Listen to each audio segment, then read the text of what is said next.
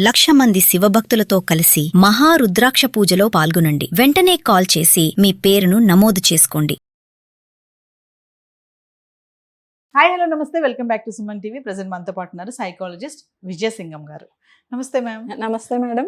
Madam, చాలా మంది తల్లులు అంటే వాళ్ళకి షేరింగ్ చేసుకోవడానికి లైక్ హస్బెండ్ బిజీగా ఉండి కొంచెం పట్టించుకొని హస్బెండ్ ఉన్నాడు అనుకోండి, ఇంకా పిల్లలతోటే వాళ్ళకి ప్రపంచం అంతా ఇంకా పిల్లలే. లైక్ ఇంకా అత్తమామలు కానీ అటు ఇటు వాళ్ళ తరపు వాళ్ళు కూడా ఈమెతో ఎక్కువగా బాండింగ్ లేకపోవడం, చెప్పింది వినకపోవడం వల్ల ఏ బాధ వచ్చినా ప్రతి సమస్యను కూడా పిల్లలకి చెప్పుకొని పిల్లల దగ్గర ఏడవడం అనేది, ఆ పిల్లలు ఏ ఏజ్ అయినా సరే, ఇంకా వాళ్ళు పెద్దవాళ్ళ టీనేజర్స్ చిన్నపిల్లలు అంటే ఇంకా 8 years 9 years పిల్లలందరికీ ఇప్పుడు అన్నీ తెలిసిపోతున్నాయి. పిల్లలతో ఏడవడము, పిల్లలకి చెప్పుకోవడము, బాధను వ్యక్తం చేసుకుని వాళ్ళు కొంచెం బరువు దించుకోవడం, ఇలాంటివి చూస్తూ ఉంటాం. తల్లులు పిల్లలతో చెప్పుకొని ఇలా ఏడవడం అనేది ఎంతవరకు కరెక్ట్ అంటారు? దీనివల్ల వచ్చే పరిణామాలు ఏమన్నా ఉంటాయా అసలు? డెఫినెట్లీ మేడం, చాలా ఇంపార్టెంట్ క్వశ్చన్ అడిగారు మీరు. సో ఇక్కడ ఎవరితో చెప్పుకోవాలి అనే దాంట్లో వాళ్ళకి అర్థం కాక పిల్లల దగ్గరికి రావడం ఒకటి. ఇంకోటి ఏంటంటే వీళ్ళు చెప్పకపోయినా కూడా ఇక్కడ ఏడవడం అనేది ఒక కామన్ గా మనం చూస్తున్నటువంటి విషయం. భర్తతో గొడవైనో, అత్తగారితోనో, ఆడపడుచుతోనో, లేదా మిగతా విషయాల్లో ఏదో కాన్ఫ్లిక్ట్ వచ్చి ఏడవడం అనేది పిల్లలు చూస్తూ ఉంటారు.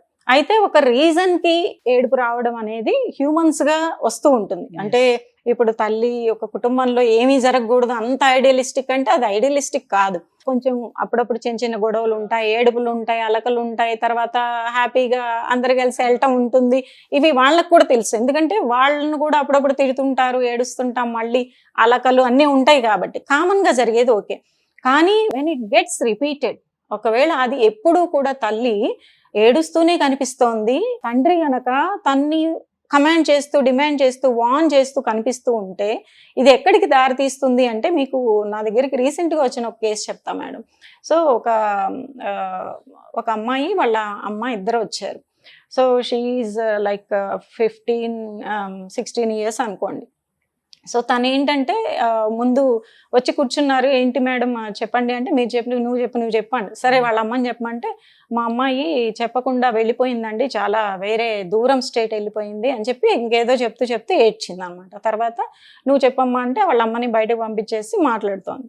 సో మేడం ఇప్పుడు చెప్పేటప్పుడు తను ఏడ్చింది, that is okay, it's logical, నేను వెళ్ళిపోయాను, ఆ బాధలో ఏడ్చింది, దానివల్ల ఇబ్బంది లేదు. కానీ నేను పెరుగుతూ చూసిన క్రమంలో ప్రతి దానికి ఏడ్చి వాళ్ళు అఫ్ కోర్స్ డివోర్స్ అయ్యారు తర్వాత, అంటే ప్రాబ్లం ఉంది, నేను కాదన్ను, కానీ ఏడవడం, వాళ్ళ డాడీ ఏమో దాన్ని it's take it for granted and అది విక్టిమైజ్ అవ్వడం. కాబట్టి తను ఏం డిసైడ్ అయిపోయిందంటే, తన ప్రాబ్లం ఏంటంటే ఇది చూసి నేను ఏడవడం మానేశాను.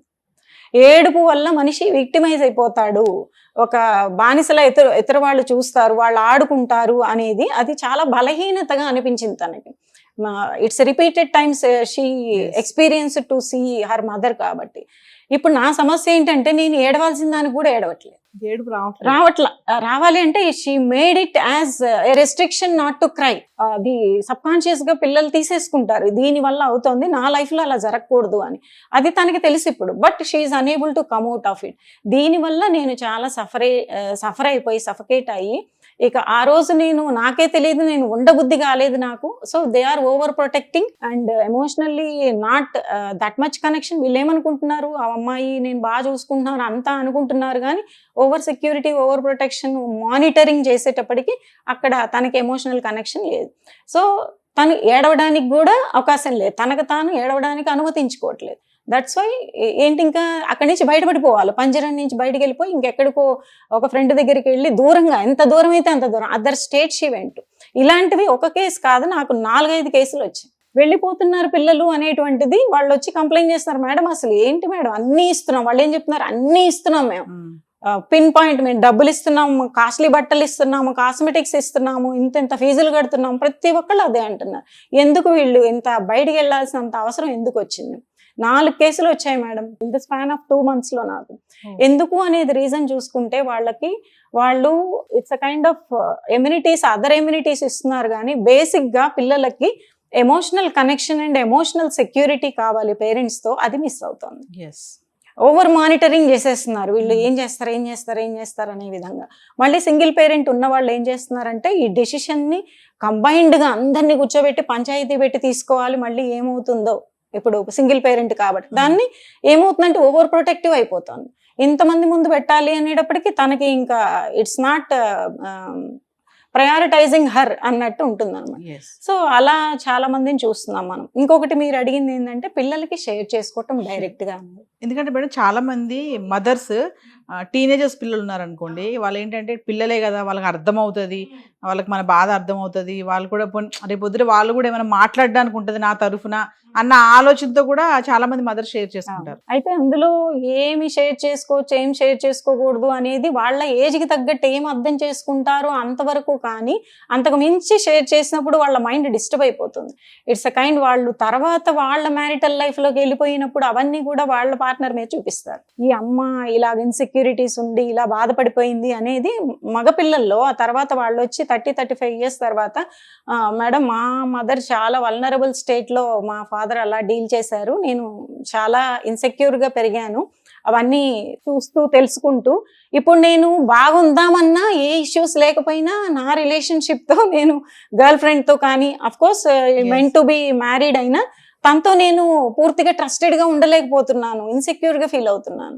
బట్ ఒకవేళ పిల్లలు ఇంకొంచెం పెద్ద అయ్యారు, 18 ఇయర్స్ అట్లా వచ్చాయి అంటే షీ కెన్ షేర్ టు, అంటే ఎలాంటి గొడవలు వస్తున్నాయి అనేది వాళ్ళు తెలుసుకుంటారు. రేపు పొద్దున పార్ట్నర్ తో ఓహో ఒక అమ్మ ఇంత సఫకేట్ అవుతుంది, ఒక లేడీకి ఇలాంటి మిస్కమ్యూనికేషన్స్ వస్తాయి, ఒక స్త్రీకి ఇలాంటి ప్రయారిటీస్ ఉంటాయి, ఇలాంటి వాళ్ళకి తెలుస్తాయి. చెప్పటంలో తప్పు లేదు.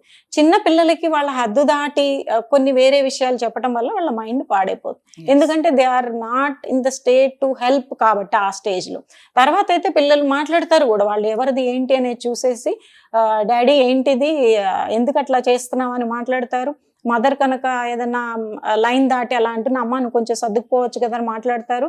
So that is depends on the age and maturity and the kind of topic, which kind of topic అనేది మనం షేర్ చేయొచ్చు. అంతేగాని వాళ్ళ మీద మనం డిపెండ్ అవ్వడం అనేది జరగకూడదు.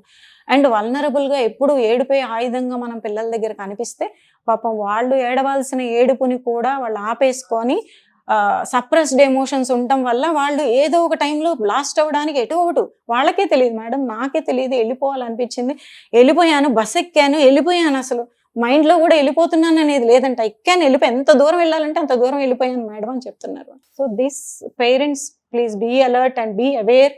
మీరు సెక్యూర్ చేస్తున్నాం అనుకుంటున్నారు కానీ వాళ్ళని ప్రిజన్ లో ఉంచినట్టు చేస్తున్నారు. ఎమోషనల్లీ కనెక్ట్, సెక్యూరిటీ ఇస్తే పిల్లలు ఎక్కడికి పోరండి, చక్కగా ఉంటారు మీతో. అది తెలుసుకోవాలన్న ఉద్దేశం. Thank you madam.